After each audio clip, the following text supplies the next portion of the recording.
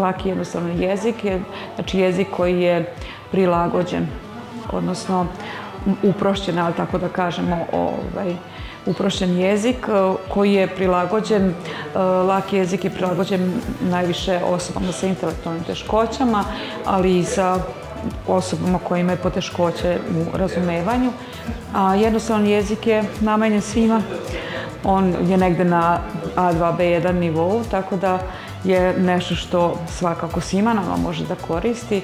Čak sam negde pročitala da recimo u Australiji, pored ovih korisnika što sam do sada pobrala, čak i biznis sektor je taj koji će koristiti taj jednostavni jezik, jer jednostavno ljudi u današnje vreme više nemaju vremena da čitaju romane i uputstva, nego je potrebno na brz način pronaći informaciju i primeniti.